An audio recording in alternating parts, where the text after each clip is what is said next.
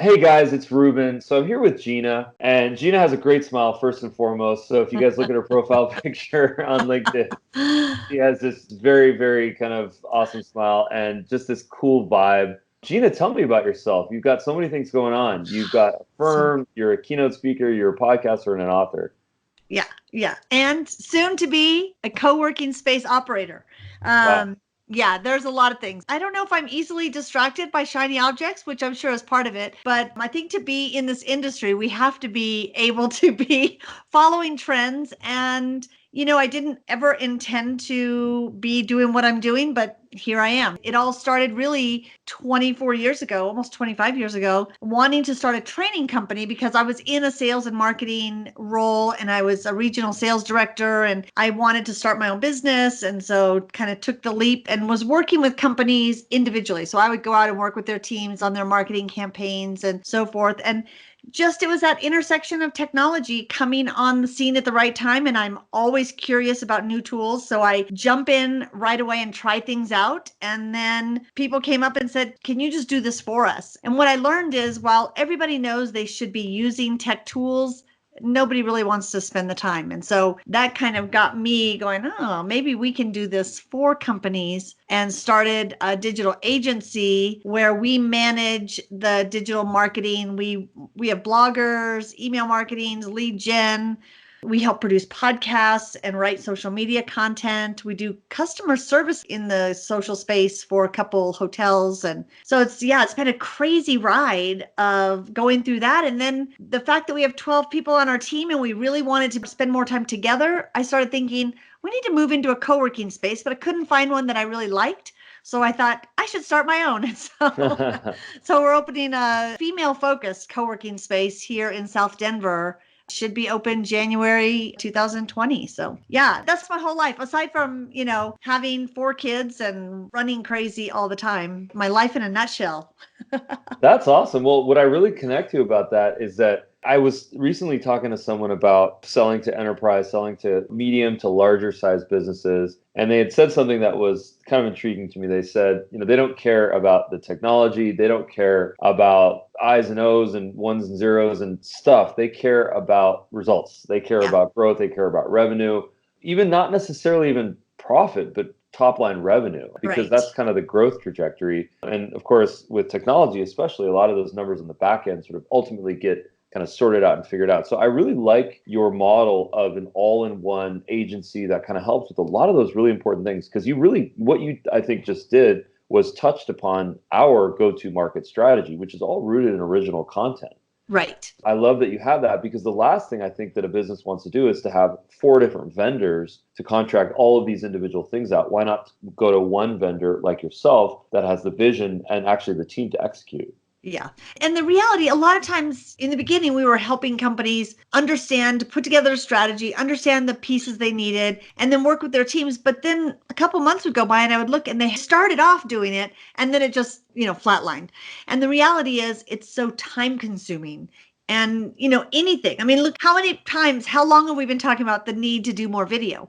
And everybody knows it and everybody says they're going to do it. But the reality is they don't do it. And it's the implementation that gets lost, even though companies know the value. And I feel like live video and sending short videos out to people is such a great tool to connect, but people still aren't doing it. And I beat my head against the wall going, I don't get it with our clients. What's in your way? What's in your way?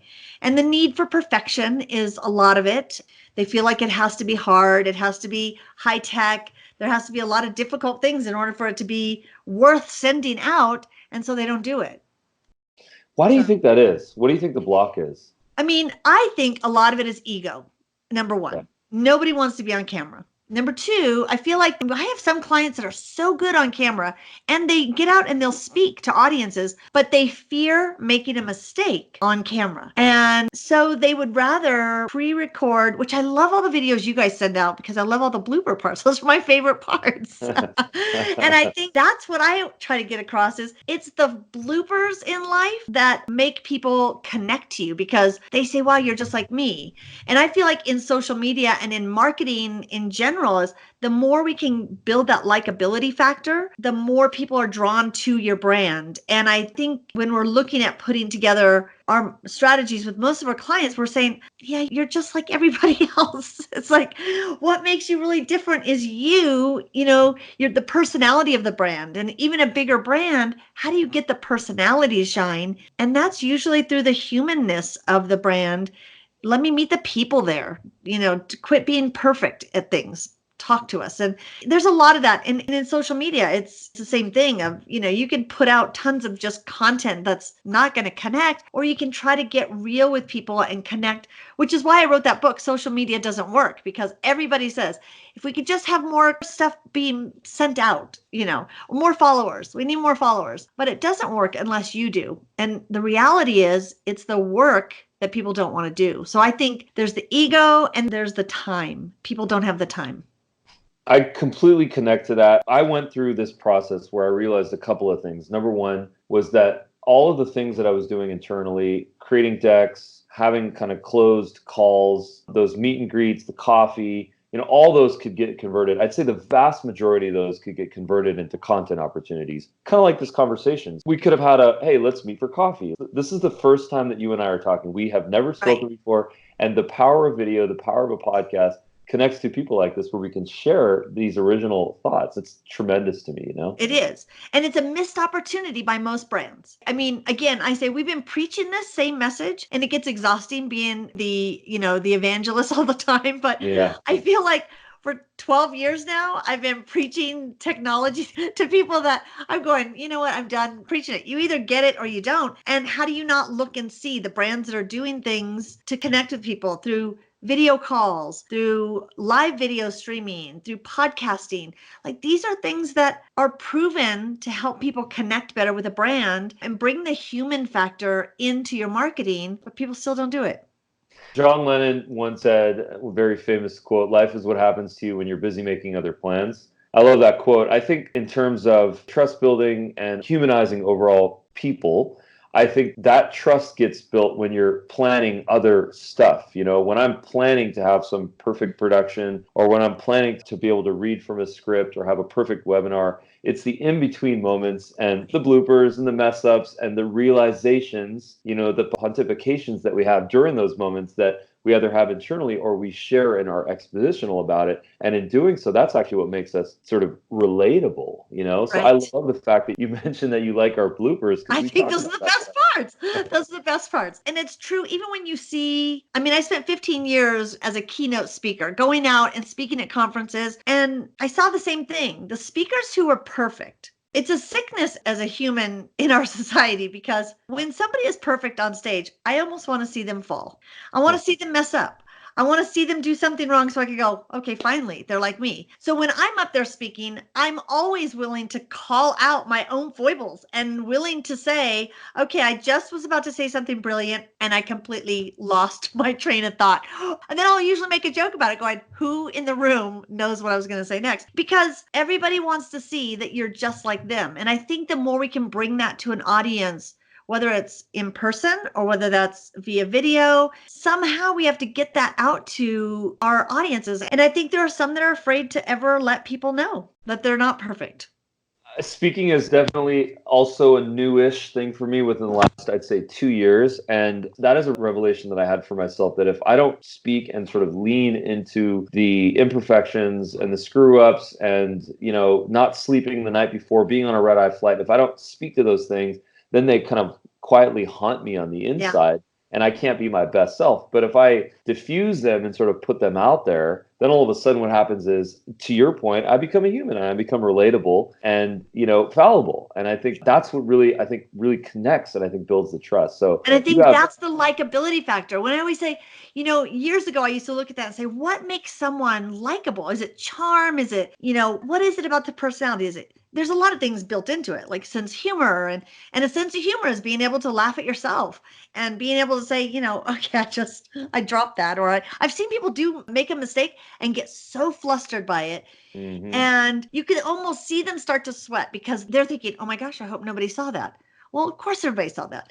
And, in the speaker side of things, I used to always say, you can't get up and give a presentation or you're going to have problems. Get up and have a conversation. And then it's two-way. Even if you are speaking to your audience, it's still two-way because you're feeding off of things that they're doing or saying. And a conversation, it kind of can go wherever the audience needs it to go.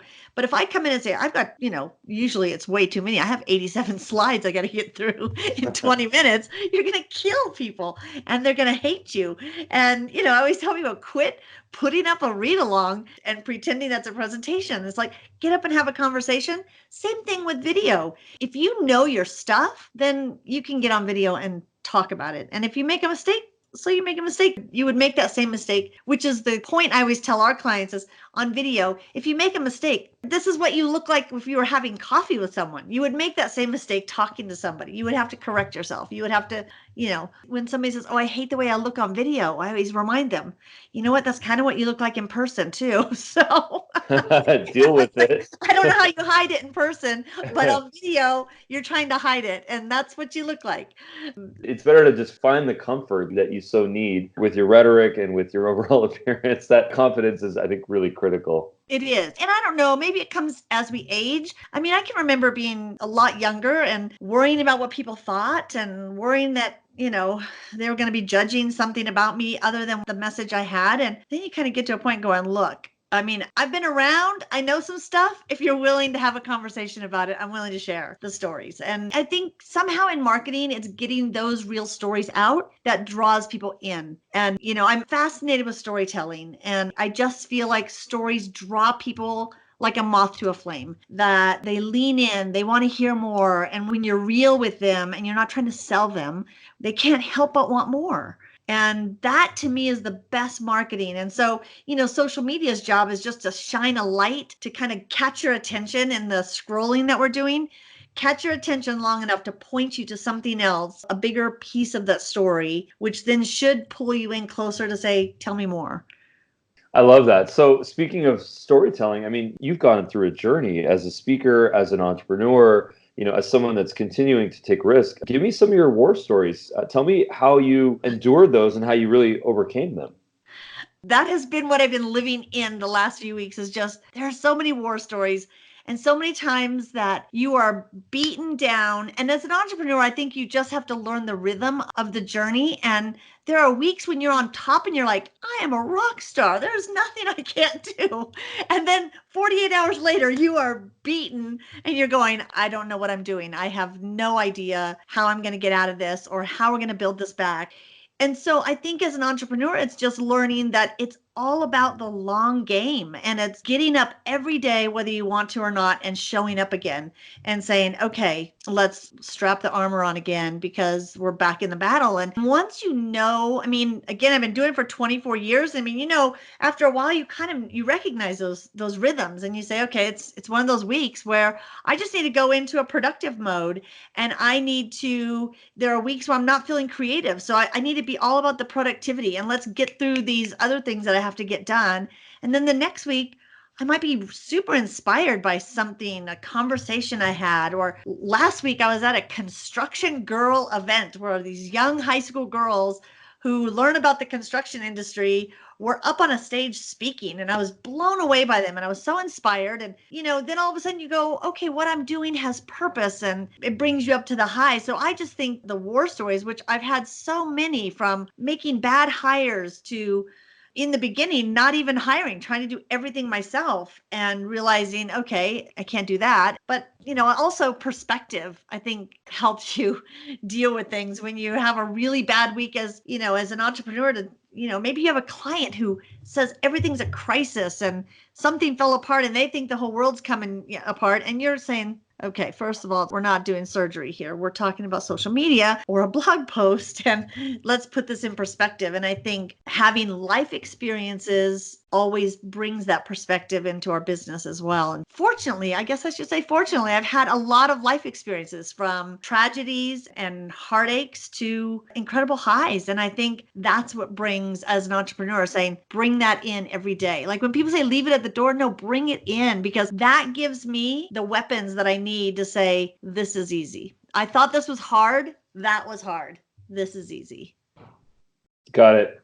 Yeah. And then what would you say your kind of most natural wheelhouse is, your kind of ideal client? Who do you resonate with the most? Small, large?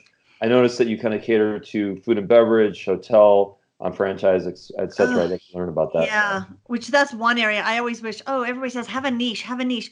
I've never been able to find that niche. I mean, we do a lot in the health and wellness, so we have a lot of fitness gyms but then we have a couple software companies. The ideal is a company that's large enough that number one, they have the budget, because I always say, we're not an agency that you're going to bring in if you're a solopreneur and you can't afford to hire a part-time person.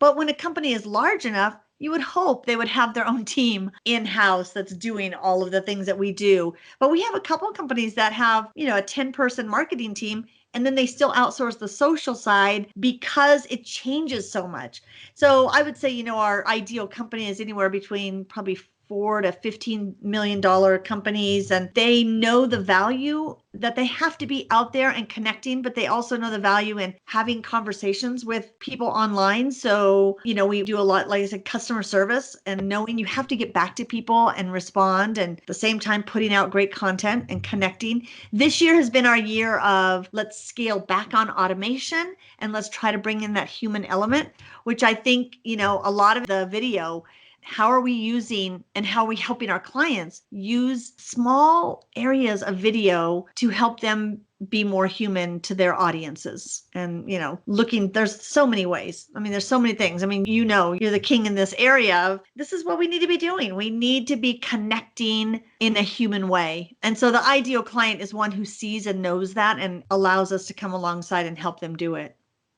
Well, I think from my perspective, what's interesting about this is that I think with social media, with video, I think what people are used to having kind of a top-down approach where they see big videos, a lot of views. Everyone wants to get that quote unquote viral video. Everyone Right. wants to get that thing on Facebook, that thing on YouTube. And now I think people are realizing, to your point, that personalization is really important. Intimate human conversations, one-to-one, just like this, whether it's a recorded situation or whether it's asynchronous or whether it's a tutorial video.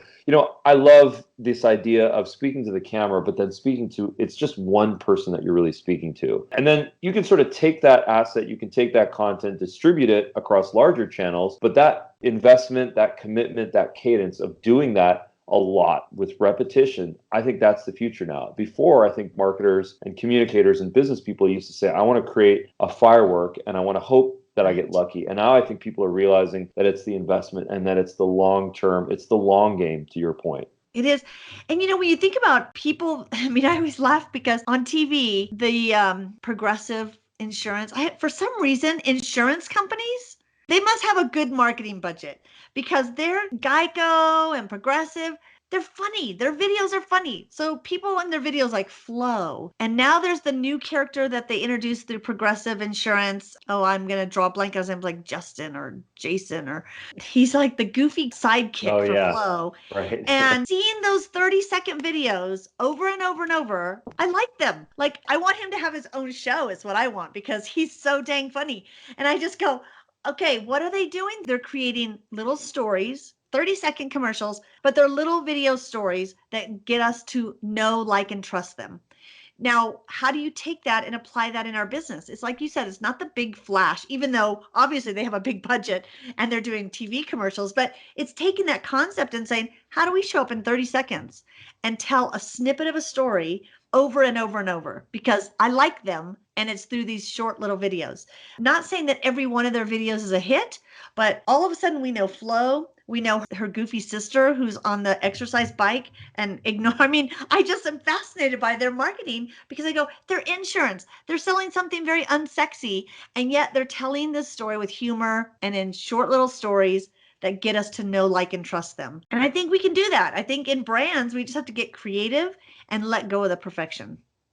And what would you say your secret sauce is in your mix?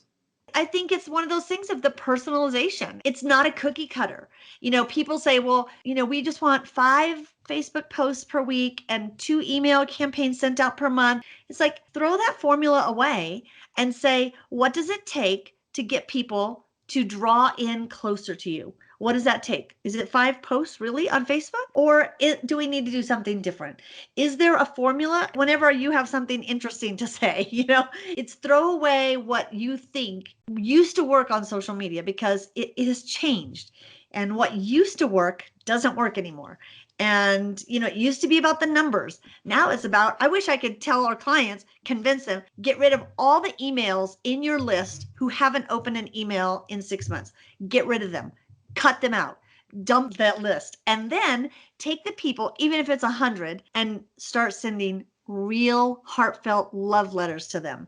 That's what I feel like makes us different, because we're trying to get our clients to think that way of how can you draw closer and build better relationships, go deeper with the people who really like you already. Forget about the people that you have on a list because somebody told you needed 100,000 people on your email list, but they never open your emails. Or you needed 10,000 people to follow you on LinkedIn or Facebook or wherever, but none of them read your content or reply. So, how can we drill down and become more intimate with them? What I really connect to on this is that I think people have an idea of what social and what content is supposed to look like. And I think a lot of the times, not all the times, but a lot of the times, I'll be frustrated about what their vision is. And the vision is we just need to do something. We need to have a presence. We need to get photos. They need to look sort of corporate and perfect. We need to just put our stuff out there. And not a lot of people are brave enough or vulnerable enough potentially to actually say, you know what, we're just going to be humans and we're just going to show our stories. And if we make mistakes and if our office is a mess and if we have an accident, we're just going to show that. And as long as we're not off brand, as long as we're honest, and there's kind of an overarching positive theme here, we're going to push that message. And I think that what I really connect with what you're saying is that, you're coming at this from a coach's perspective, from an educator's perspective, from someone that has been through the ringer, that has had those experiences, that has consumed content, create content. And I love the fact that I could picture you telling a prospect or a client, that's actually not a good idea. You don't want to do that. It's rather this that you have to do. And that's really what I believe is essential for a consultant, for a service provider, for And an I'm agency. constantly telling our team that our job is not to do what the client asks us to do. Our job is to tell the client, here's what we need to try. And in marketing, it's about experimenting. And just last week, I was on the call with one of our clients and they were saying something about, well, this guy came in, he was telling us that our content, we need to do this with getting on directories and getting more, backlinks. And I said, stop. I said, here's what you need to do. You need to say, what are your potential clients Googling right now? Or what are they asking Siri or Alexa or whoever they're asking? What are they searching for in your industry? What question? Write it down specifically and tell me what it is. And they're like, what do you mean? What does somebody go to Google and type in when they're looking for your services? That's SEO. Let's write content and let's create content that answers that question, because that's your best. To me, I get fired up when people think, well, somebody said that I should be listed on a directory. I go, yeah, you'll be listed on a directory in another country with the Viagra ad next to you. That's who they're telling you should, because it's all fake and purchased. And, people are so caught up in the vanity metrics still to this day that they overlook the fact that I had a client ask us, can't we just buy Facebook likes? And it just blew my mind. Seriously? This is 2019 and you're wanting to buy likes on your page? Do you think those fake accounts will ever purchase from you? That's only going to hurt you. And then you can never run ads, because now Facebook goes, oh, let's target the people who like you. And those are all fake. So I get fired up on certain things and tell our clients, no, we can't do that. Or you shouldn't work with us, because you shouldn't even hire anybody. You can go to Fiverr and get all those things done. And don't even pay anybody to do this for you. They'll do it for $5 or whatever they charge now. But yeah, it's just looking at what's the reality today of what is marketing and how do you create content that makes people want to lean in and know more about you. And that, to me, that's brilliant marketing. That is. We get offers a lot on the whole backlink thing where people say, hey, we'd love to put your link on this. We'd love to guest post. We get that a lot. We actually ignore all of those. We don't address those. It's just not worth it for us. It's not worth your time. Yeah. Yeah. 2 clicks in, you'll realize, you know what, this is not where we need to be. And we understand the game. And you actually go a couple clicks in, you sort of see what their general kind of engagement is. And it's just not impressive. Or they're attracting an audience that you may not want. that will never purchase from you. And so you're saying, why would you let them put a link to you from their audience that has nothing to do with what they're attracting a different type of person. And we've had a client that all of his content was attracting millions of views on YouTube, millions of views, no sales, but millions of views on YouTube. And it was because the people who were attracted to his content were young, had no money. They were teachers, students, people that love watching, things blow up, but they didn't have the money to purchase the items that he was really wanting to sell. And, looking at that saying, what is your is the objective a vanity metric? Is it that you want 1 million views on YouTube? Or do we need to really attract a different audience? Because the people you're attracting, they're not purchasing, but maybe if we look at a different audience, and if you want to do both, that's fine, but you're not going to get sales from this audience over here that you're wanting. But if we attract this audience over here, it's the parents, it's the moms that are, let's get some mom bloggers on board because they're going to sell your stuff. And, just looking at kind of the reality of marketing versus vanity. It's hard. It's hard when every day we see, oh, another celebrity is endorsing this and another influencer is doing that. You're going, is that going to help your business or is it just going to help your ego? Right. Well, I think there's a whole shakeup thing that's happening right now with the whole influencer movement where it's being completely scrutinized and there's, a lot of fallout. And what is your take on that? I'm curious about this whole influencer movement. I mean, I think it's interesting. I think Instagram and Facebook are trying to do some things to help, as a marketer. I don't like some of these things that they're doing. Now we can't see how many people have liked a post or they're going to start moving to those. I just think we've gotten, and I say we've gotten, it's a very young audience, but it's influencing the decisions of other people. They're seeing how this influencer marketing is helping a brand, but it's helping them do what? Like I always ask, what is your real objective? If your objective is sales and getting money, people to actually make a purchase from you, then that may be a different strategy than just getting a bunch of likes on your posts over here because an influencer talked about you. And it's a tough thing to get people, again, off of the likes and it's not even comments because most of them are just likes on things. And, getting people to say, will that get you sales for your business? So here's a question for you. If marketers and storytellers are trying to come up with their brand voice for social, what are some practices that they can pursue to really create that? I think that's something that I hear a lot that people struggle with. What is our voice? What is our corporate voice? Yeah, I mean, it is interesting because the voice of a brand is the personality, the heartbeat of that brand, and it does start from the top. So a lot of times we have people saying, we want to come across as this, we want to come across, but when you walk through the company, you're going, you're not that. That's not who you are. We always say our job is to magnify the voice of a brand or the personality, unless that brand has no voice and no personality. And it's like, wow, how do you create a personality where there is none?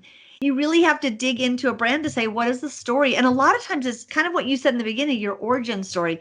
What is the origin story of a brand and why did you start this company? And it's kind of like getting to a service industry and saying, let's go back to the days. Remember when you liked people and remember when you started this because you wanted to help somebody? It's what is that story? And tell that story, whether it's through video, but somehow you have to do some really good storytelling.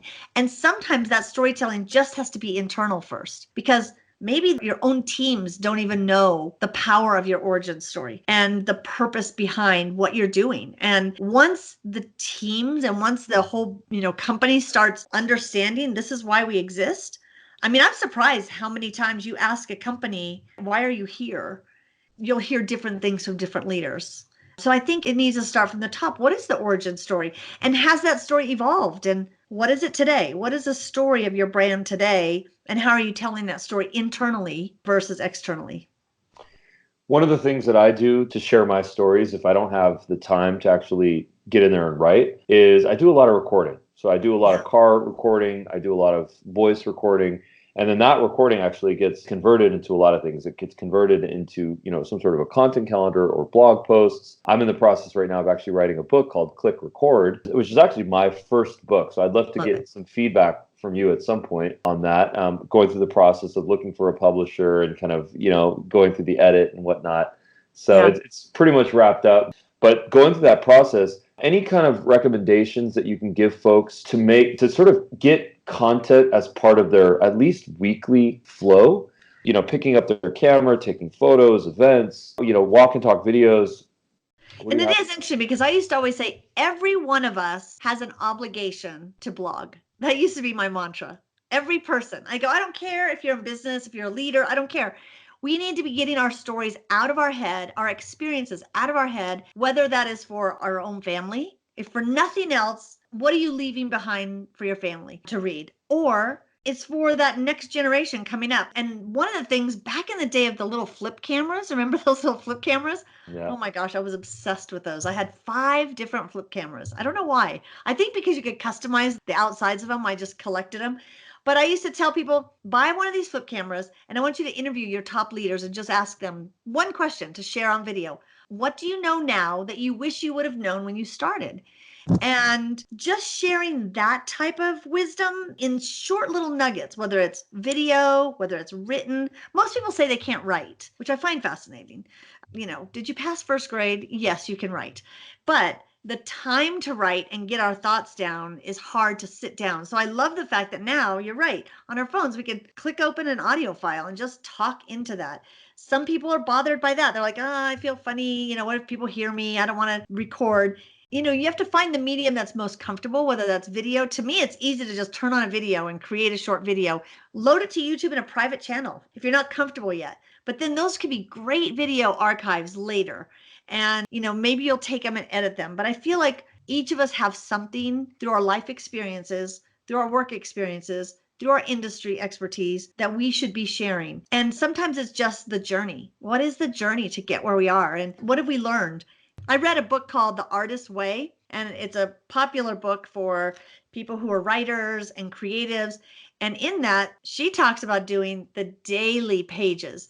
Every day, you're to write 3 pages nonstop. You just put your pen down and write 3 pages. And it might just be, I have nothing to say today. I'm trying to think of what to write. Oh, here's all the things that are scattering in my head right now. And I write those things down. And then, last week, the theme of my whole week tended to be this. And you just start writing. All of a sudden, you get a chunk that you're going, wow, this would be a great blog post.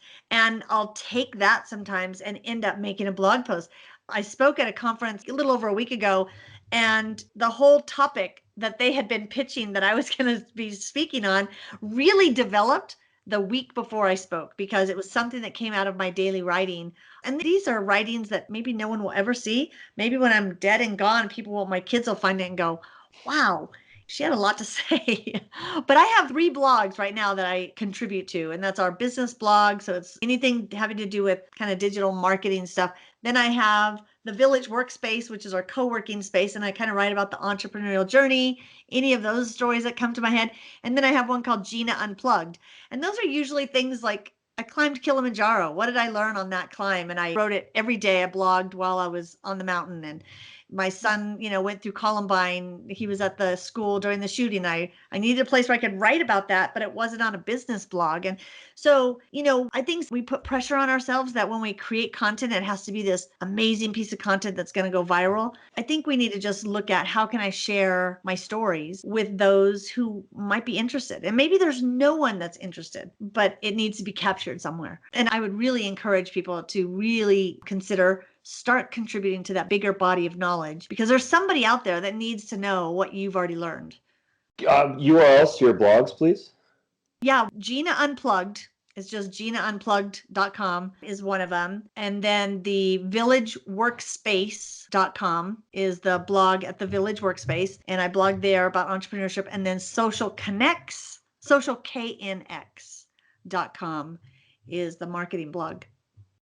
Got it. And you mentioned that you had a climb. You climbed Kilimanjaro. That was one when I was turning 50. I said, okay, I need to do something big. Turning 50 is a big deal. I want to do something kind of cool. And my husband's a huge outdoors. He's a martial artist and he's done all kinds of crazy stuff and did a Denali ice climb and like super crazy. And I said, you know what? Kilimanjaro looks pretty easy. I think we should climb Kilimanjaro for my 50th birthday. And so we said, okay.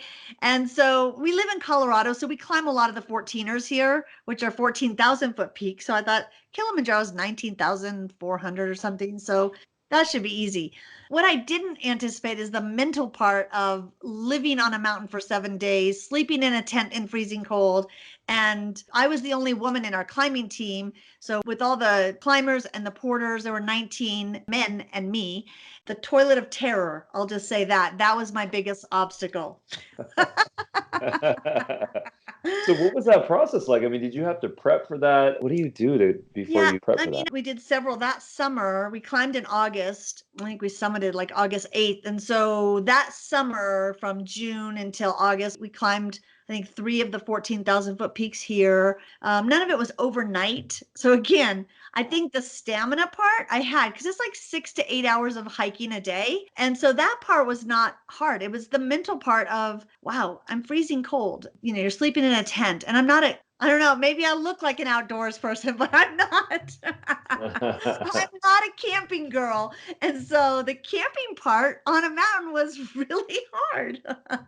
Wow. And what are your takeaways? What are your kind of life takeaways from that It beach trip? everything to me has a story that applies to business, and that really was all about perseverance. And when things are really hard, and day 3 I broke down crying that like, what am I doing this? I didn't say I wanted to go home, but I was just like, what made me think that this is what I wanted to do? Like, I just want a hot shower right now. And it just made me realize that there are times in business when you just come up against your mountain and you say, I can't go. But every single 14er that I've climbed here in Colorado, I get about 3/4 of the way up, my fingernails start turning blue, my lips start turning blue, and it's so hard. I want to turn back.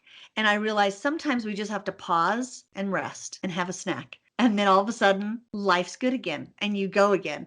And I think on Kilimanjaro, it just was that reminder of in business or life, when things are super hard, it's okay to pause. You don't have to quit, you don't have to turn back. You just pause and you just be still. And all of a sudden, your strength will be renewed, and then have a snack.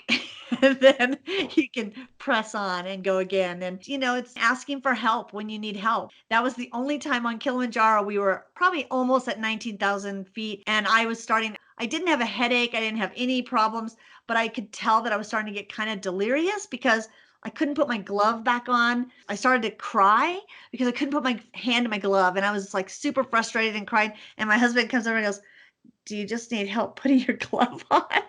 And he put it on for me. And then all of a sudden it was better. And I thought sometimes we don't ask for help at those times when we just are so confused, not knowing that next step. And it was something so simple.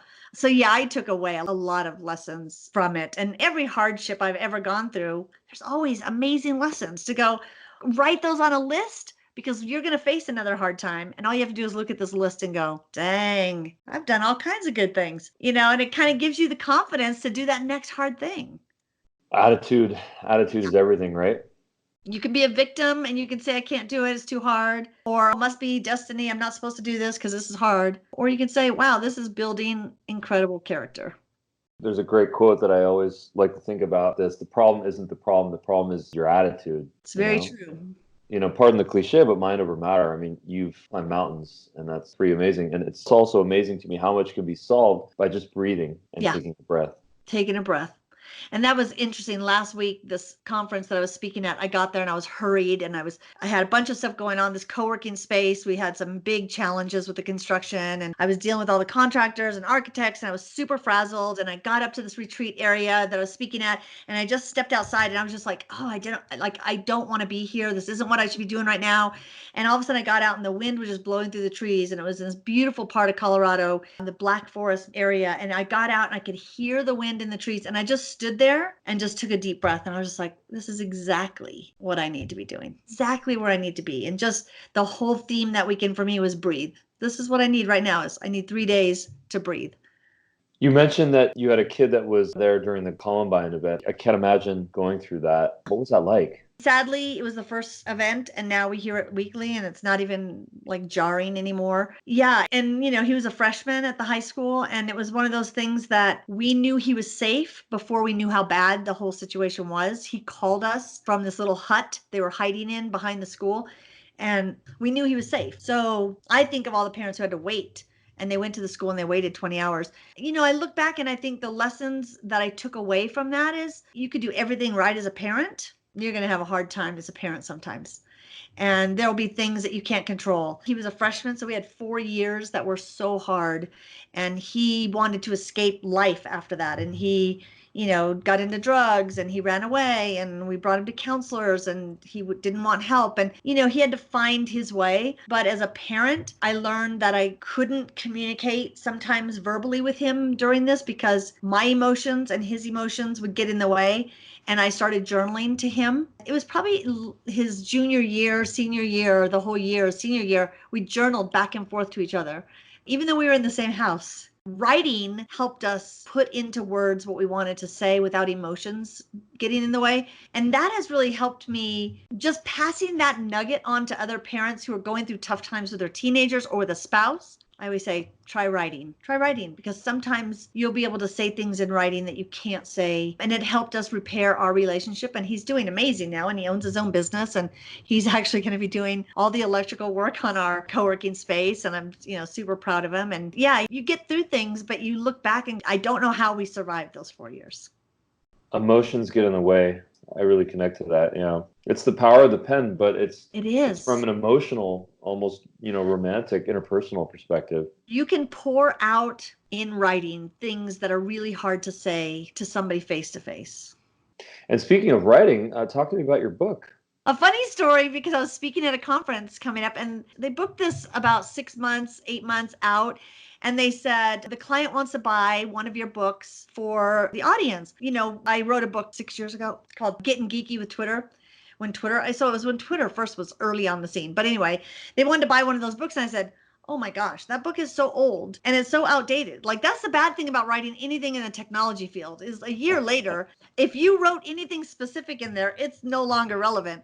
And I had screenshots and I had all kinds of stuff in there. I said, oh, that book is just not relevant. They said, well, do you have anything new coming out? And I said, and in my head, I had a book that I wanted to write called Social Media Doesn't Work Unless You Do. And talking about that, it's time consuming and it's not easy, and all the things you need to do on all the platforms. And I said to them, oh yeah, well, I've got a book coming out called Social Media Doesn't Work Unless You Do. And they said, well, let me talk to the client and see if they want to buy it. This was 8 months before the conference. And I was like, oh my gosh, what did I just say? And they came back saying they want to buy 2,000 copies for the people who will be attending the conference. And I was just like, oh my gosh, I've got to write a book and get it published, get everything done in 8 months. Can this be done? And so I told them, I said, well, I'll get like galley copies for everybody and I'll personalize it. And so I did a spin on it to make it. And I sat down and wrote that book in 30 days. I banged it out in 30 days. And what is that process like? For those that want to get into writing a book, I mentioned that I'm writing one called Click Record, and I haven't figured out what the subline is. I think it's going to be, human stories through video, something like this, working title, not married to it. But give us some guidance on how we can write a book. You get in your chair every day. I heard a great saying. A guy said, put your ass where your heart wants to be. And that is, you want to write a book, then get in your chair every day and write. And literally what got me motivated is because I gave them a deadline that I would have this done. And then I backed it up going, okay, I'd have to have it to here. I'd have to have it to the editor. I'd have to have it this. And so I literally every day would get up and on my calendar block out like 3 hours. I'm not doing anything but write. And what I did is I took 50,000 words. So in my head, I said, okay, 50,000 word book is about a 200-page book. So 50,000 words divided by 30 days. How many words do I have to write per day? And I did a daily word count. So I knew in my mind I had to write 1,000 to 2,000 words a day. Well, that makes it super doable, because you're like, that's a blog post. Could you write a blog post every day? Of course you can. And if you block that out on your calendar, you can write a book in 30 days. Then it made me go, man, all this time when we tell ourselves this year, I'm going to write a book. It's like, that's such a slacker way to say it. It's like, tell yourself you're going to write it in 30 days. Sit down and you'll write that book in 30 days. And I think it also depends on the topic. Like, this was one that was, I know this topic inside and out. I had to research and find case studies, which our team helped me pull stats and things from it. But if it's a topic that you're having to research, it takes longer versus, maybe it's something from the heart. Like, I'd love to write a memoir. And that's something now I'm trying to get into that mindset. Can I write something other than a business book? Because I have a crazy life story of finding my dad through DNA testing and like crazy, crazy, crazy stuff. And I would love to write that. But I think that one I could write pretty quickly because it's just coming out of my head. But then there's the whole, crafting the right stories. So tips for writing a book are just sit down every day and write. Great. So books written, someone has, 100 pages in a Google Doc or a Microsoft Word. Now they're going through the process of trying to figure out how they're going to distribute it. So do they self-distribute? Do they put it on Amazon? Is it digital? Is it a PDF? Do they find a publisher? You've gone through this process. Give us some tips. Yeah, and I think it really depends on your goals for writing that book. I always tell people no one's going to become rich unless you're a celebrity author. No one's going to become rich from writing a book. So if you're writing a book so you can make money and that's going to be your product, that's a long haul. I always tell people, tell yourself you're going to make $1 a book after paying for your publisher, your editor, the whatever. Even if you self-publish, you've got to have somebody that edited the book. Self-publishing, now you've got the cost of printing the book. Nowadays, there's ways you can do print on demand, so you get 200 orders, but you're still making about half. You sell through Amazon, they take 55% of your costs, of your profit. So if you just tell yourself, okay, if I'm writing a book for $1 a book, am I really going to get rich writing a book? You have to do it for other motives. And so, depends on your motive. If you're going after a big publisher, then you need an agent. Well, the agent's going to say you need to have a good social media following. And it goes back to that whole vicious cycle of vanity metrics, because they are seriously now telling authors, I want to see that you have a lot of Twitter followers. I want to see your email list. I want to see numbers, because they want to know you're going to help sell the book, because publishers don't sell your book. Publishers produce your book, and they'll get it into a couple distribution channels, but it's your job to market that book. And most authors don't have a clue that it's going to take all that work to market their book after they write the book. So, one of the things I did is I wanted to do an Audible book as well. And my oldest son is an audio producer. He does music videos and production in California. And so he helped me. I was like, I want to do an audio book and I want to get it on Audible through Amazon. I don't care about the money part. I just want the experience of going through that. So he helped me do that. And that was hard, of just recording your book. But yeah, I think it's just need to sit down and write it. If you're wanting to get a big publisher, then you got to be building your audience every day, which I think can be a great story to be told every day. Why not get on video every day and share, like, oh, today is one of those hard days. I've got to write this, or, it's awesome. I've got my dog at my feet and here's what I'm drinking to get, whatever. Share the journey, because the more you can bring people along, the more those people will support you when your book is out. Some people wait until the book is done, then they go, oh, now I need to put together a marketing plan. There's a lot of reverse engineering that I'm hearing. Oh here. my gosh, a lot. Yeah, a number lot. one, it's figuring out a daily cadence to be able to actually produce the content. The other thing is thinking about your marketing strategy before you start writing the book or during that process. Yeah, take your audience, even if it's 100 people, bring them with you through the journey, and they're more likely to be your supporters selling your book for you when it comes out, versus, okay, now I have a book out. How am I going to publish this? Or how am I going to promote this? It's like, wow, you've got a bunch of strangers you're talking to now. Just to clarify, when you said $1 a book, you don't mean $1 per unit. You mean $1 per title, per book that you write, right? No, I mean, like, literally, once you have a book out, you're going to make about $1 per book that you sell. Like, okay, $1 per unit. Okay. Yeah, like if you sell 1,000 books on Amazon, that's probably about $1,000 in your pocket after costs and everything else. Got it. And the retail is $10 or something. Yeah, and even if you're going to a big house publisher, your cut is going to be about, I mean, we have one client, she's written 46 books. She's a prolific writer. She does not make money from writing books.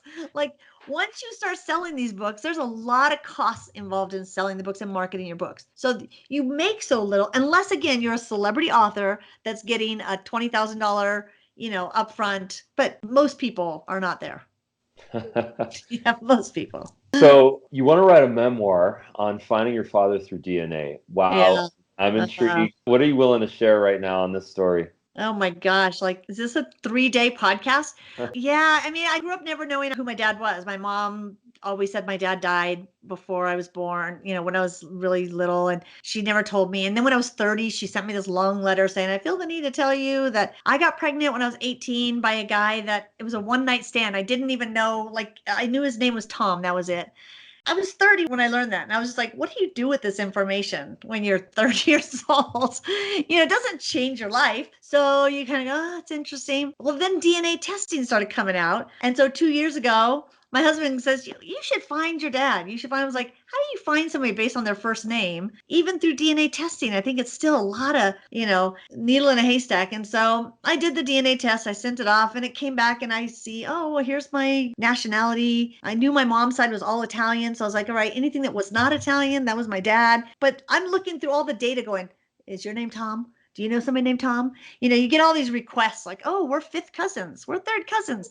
And I would say, oh, that's great. Do you know anybody named Tom? Like, it was still a needle in a haystack. So I was like, yeah, whatever. This is a full-time job. I don't have time. So I left it.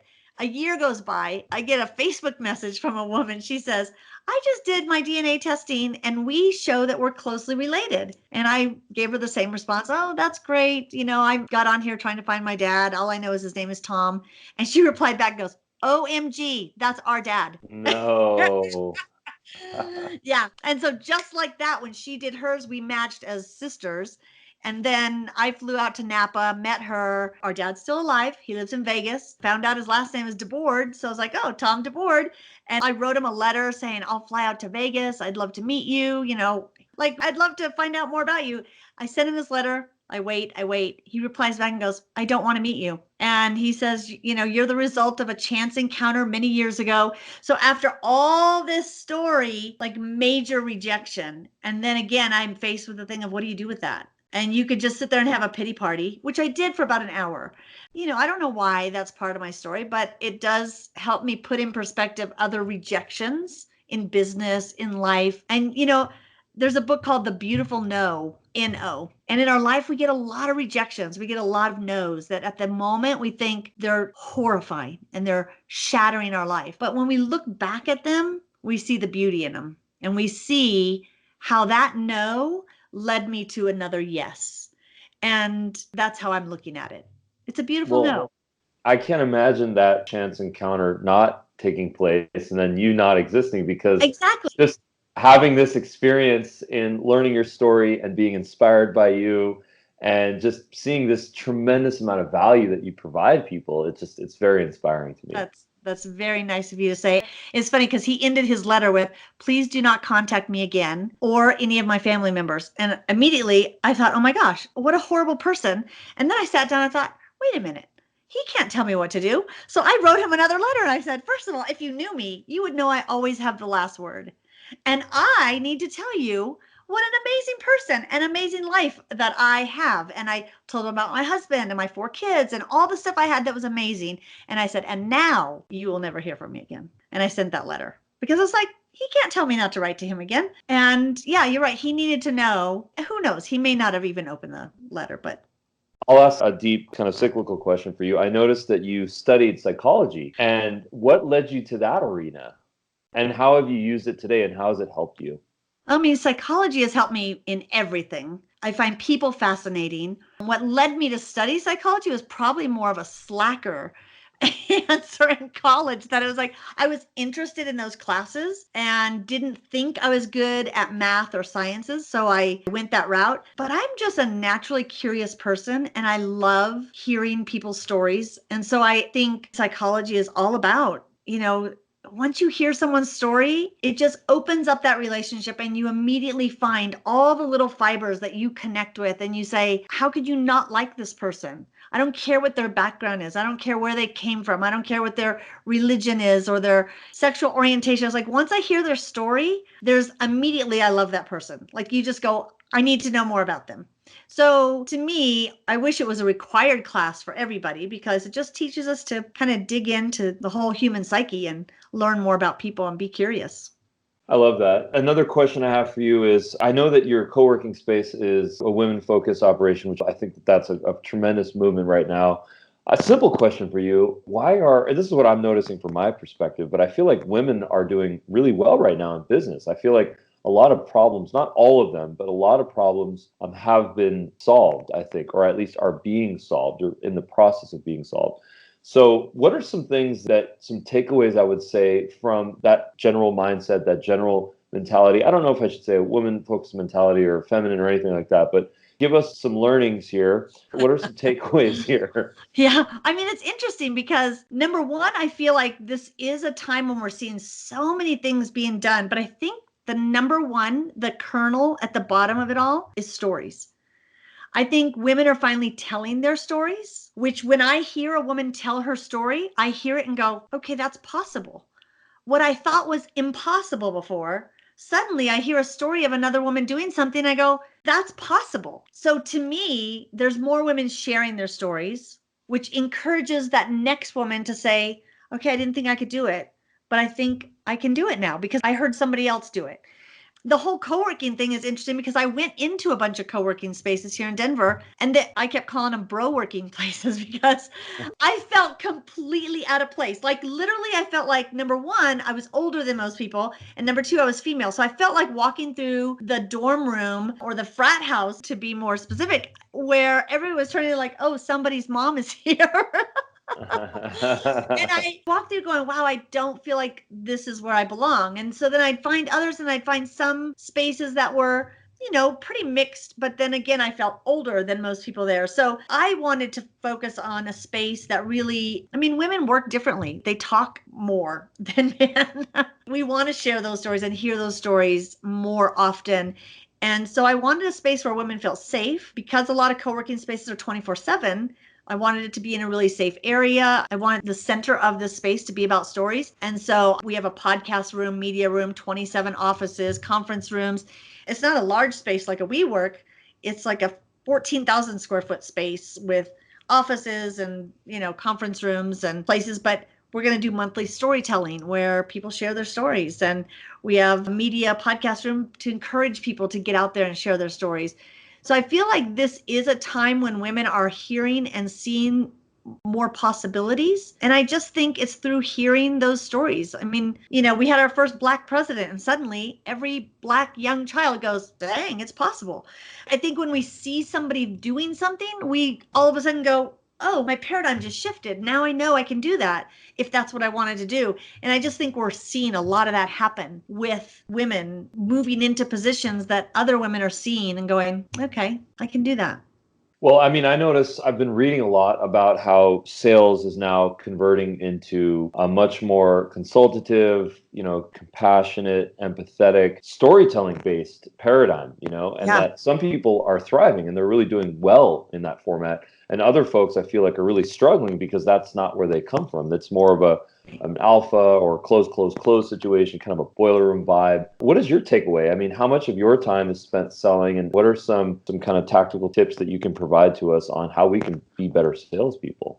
Better sales, better storyteller is all about vulnerability. And it goes back to that.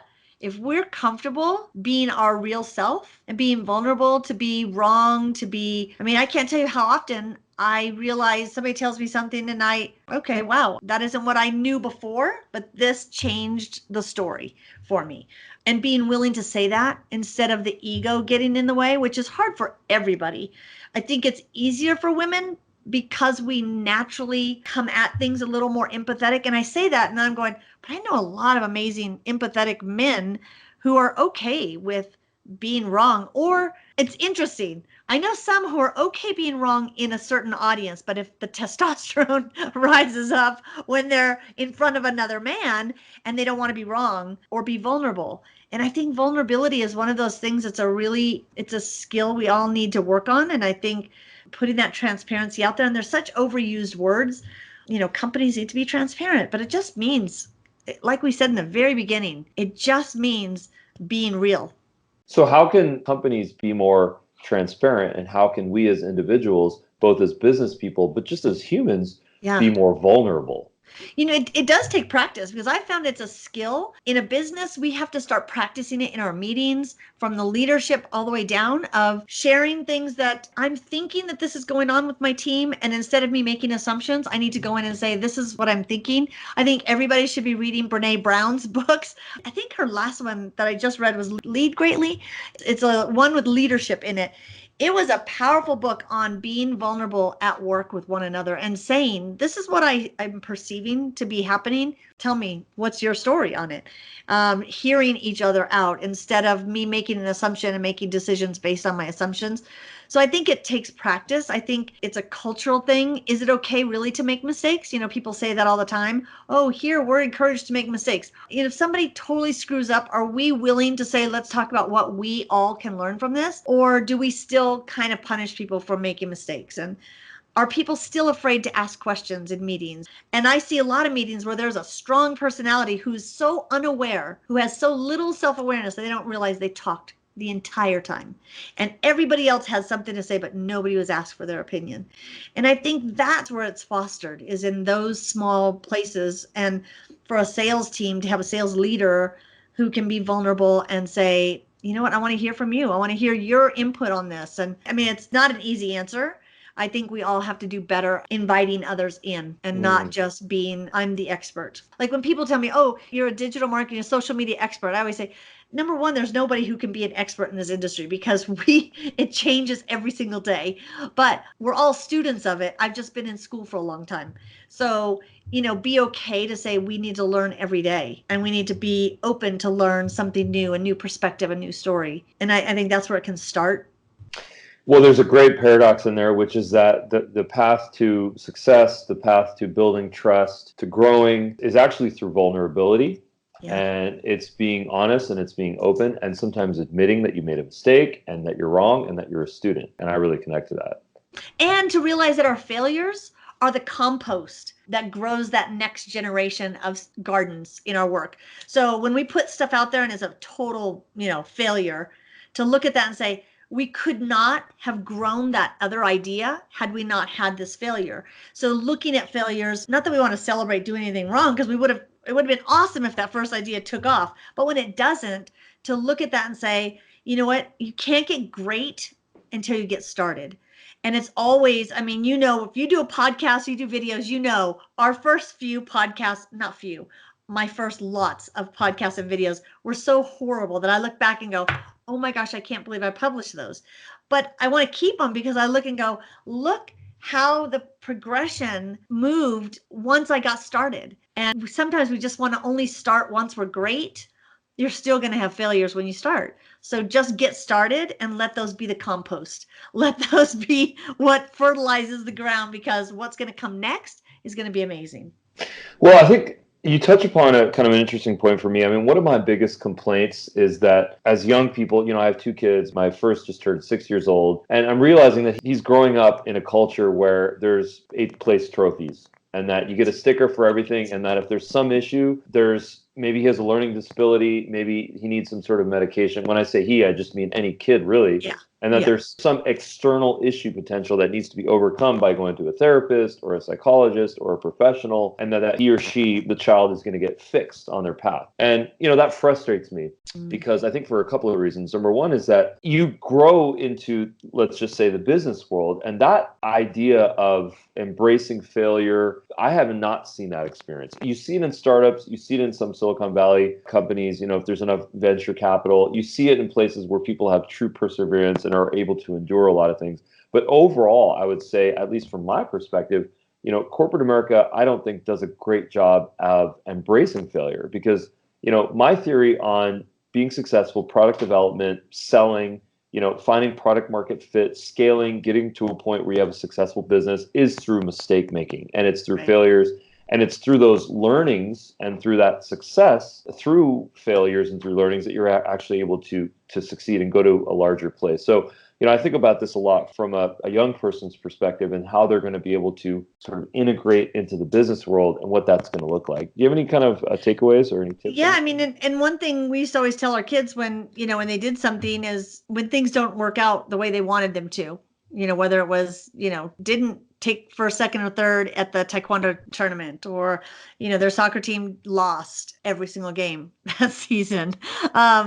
Do we take time to debrief and really look at, in life, I love art as well. And I always look at and go, when something I'm painting doesn't look beautiful, I always say it probably needs 7 more layers, at least 7 more layers. And in life, when you have failures, it's like, yeah, this isn't where I wanted it to be. But you know what? The good thing is you just need more layers. And whether that's practice, whether that's, experience, whether that's age, muscles, whatever it is, So, but I don't think we take the time with kids and in our teams to debrief failures and realize that talking about failures is a normal thing and not, we don't talk about failure. We don't talk about, but like, what do we learn from failures? Like there are things we learn from it. It doesn't make them any less painful in the moment, but the next time we're faced with that situation, those lessons bubble up and we remember them. And I think, as parents, just helping our kids see that, yeah, it stinks to lose. And what do we learn from that? And what can we do to prepare us next time? But I also think it's hard when I see so many kids that have such a cushy life and they have no failures and they have, like you said, that everybody wins and everything is easy and parents do things for them. And I worried sometimes. I grew up with so much struggle that it made me stronger. And I worry, what if our kids don't have the struggle? Will they have the strength when they're older? But I came to peace with that saying, whether they given an empty bucket to carry and they had to fill it up themselves, or whether they were given a full bucket, they still have to decide whether to preserve what's in here and build on it or whether to gather. I mean, there's people, 50, 60, 70s with an empty bucket still. They never learned to fill up that bucket. So, to me as parents, it doesn't mean we have to have our kids go through hardship. It means we have to teach them, how do we preserve what's been given to you and see that as such a gift, the whole privilege that you have. How do you preserve that and learn the things that you need to learn along the way? It's deep, but I think of that a lot. Wow, my kids have had it so much easier than me. My son, obviously we've been through so much hardship with him, which has affected all of us, but yeah, it's hard, but I think we have to openly talk about it. Well, I love that. This was really inspirational for me. This was not this that was you're deep. going, this was This was not deep. what we thought where we were going, but that's what I love about podcasts is stories take us where we need to go, not off a checklist. Exactly. People ask me a lot, well, what's the format? And can you, send me the questions? I say, absolutely not. Let's pretend like we're meeting on a flight somewhere Exactly. and, with a glass of wine and we're just having a conversation. And that's what Yeah. this was. But, I think a lot of people need to hear this story. And I think some of my takeaways from this is that, there's something that you mentioned kind of earlier on, which is that in social, it's about sending love letters to our audience, to a small, concise, targeted audience. I really connected to that. Yeah. Yeah. Writing to that one person. I think Ann Handley told a story about that of Warren Buffett. When he writes his financial letter every year, he writes it to his sister. Ah, I really connect to that because that works for writing, that works for video. Think of that one person in your mind, whether it's a Yeah. prospect or a friend or an accountability partner, whoever it may be. And then at that point, you can kind of scale it to whoever you'd like. So I really connected to that. You are a doer and you have done a lot of things. A lot of people contemplate to do things. You have done a lot of things. You've climbed mountains, you've started businesses, you've failed, you've gone through a lot of trials and tribulations, you've gone through your own curiosity. And that I really applaud you for that because a lot of Thank you. people, they don't necessarily have the courage to do so. So I hope some people can get the takeaway of being inspired to pursue that. Take those ideas off the back burner. The flame is out. It's time to get them going. Well said. There you go. And my last is just vulnerability, authenticity, being open, being honest, and building trust based on that, and just sort of leaning into our fallibility and us as human beings. Well, Gina, thank you so much. Where we can find you on social, just one more time, and LinkedIn, and also your website address. Yeah, I mean, you can find me anywhere on any social channel, just at Gina Schreck. That's usually a good place. And it's SCHRECK. Usually it's a Shrek like the movie, but with C's in there. And then our website is socialknx.com. Thank you so much. This has just been a great conversation. Thank you. Thanks.